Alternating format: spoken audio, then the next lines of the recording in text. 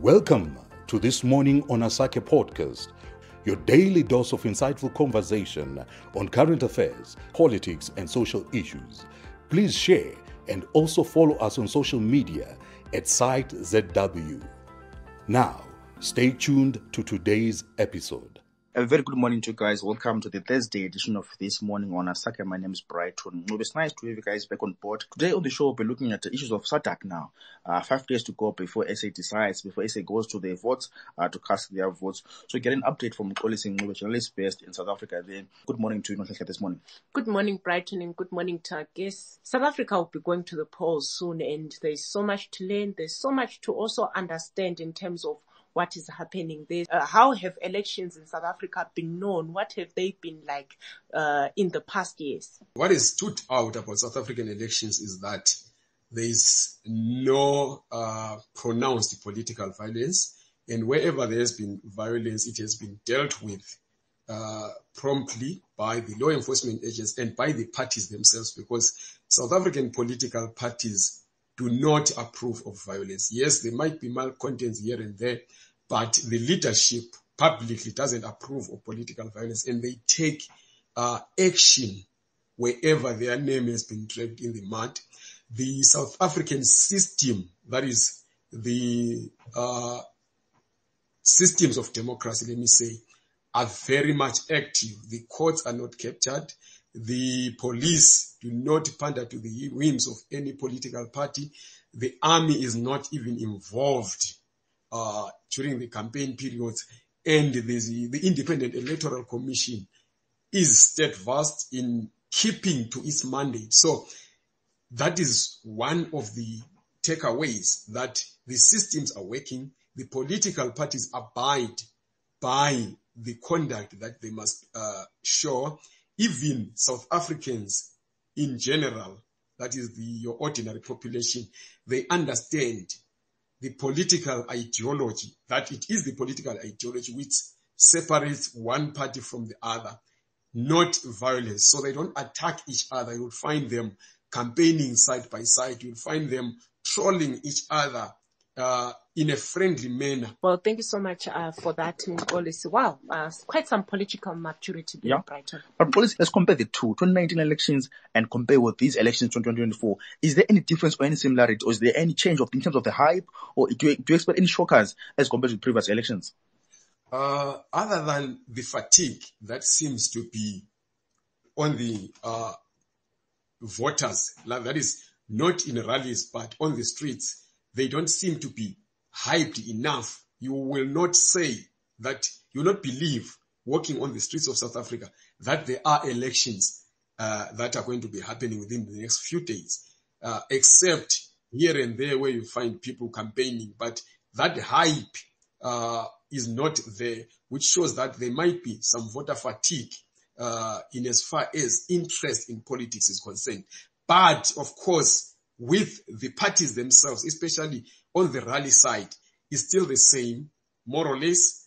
But, of course, we also have, as of now, a new party called the MK Party, which I believe is formed more based on emotions rather than ideology. It is based on grievances that the parties face. Mr. Jacob Zuma, who is the former president of both the African National Congress and South Africa, has some grievances against his successor, let me say, that is Cyril Ramaphosa. So it is based on that. That is why you've seen a number of court cases being thrown out, first on the side of the ANC and then on the side of Jacob Zuma, because the ANC on its own is also having this grudge against Zuma. You've seen, I hope, some interviews where ANC members, both current and former, that is former leaders, have come out talking specifically against Jacob Zuma,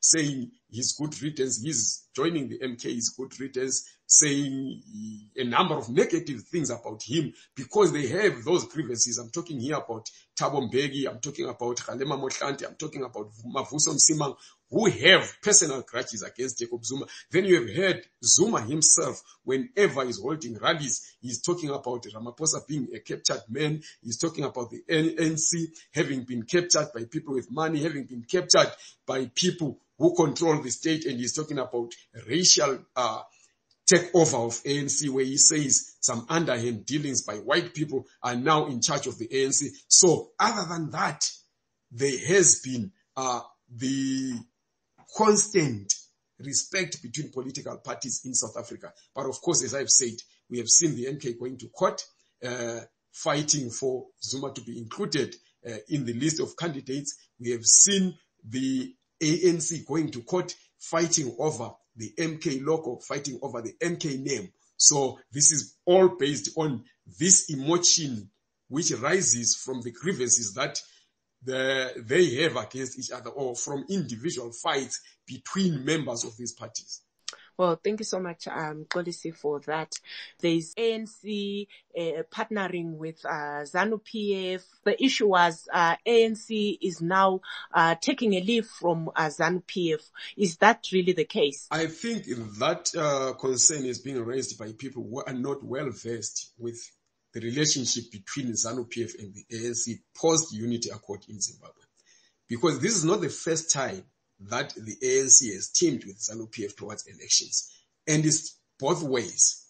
I remember in 2013, I was covering, Zimbabwe was about to hold its election, and I was covering here from my South African base, and the ANC publicly stated that they have sent 100 IT technicians to go to Zimbabwe to assist ZANU PF to win elections.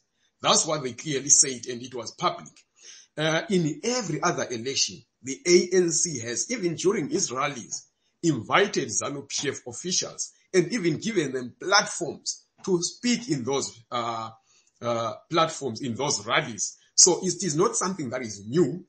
It is something that has always been happening since, as I have said, the Unity Accord of Zimbabwe in 1987. So only those that began maybe to take interest in South African elections now might be worried, especially because of the so-called Ncube case in Zimbabwe, because of a number of other allegations. But it doesn't mean that when ZANU PF comes to South Africa, they are going to then take charge of the elections, because the Independent Electoral Commission is in charge of South African elections. It's not even the ANC which is in charge of the elections. It's the Independent Electoral Commission, which abides by the Code of Conduct, which is supervised by the South African Electoral Act and is presided over by the Constitution, because South Africa is a constitutional democracy.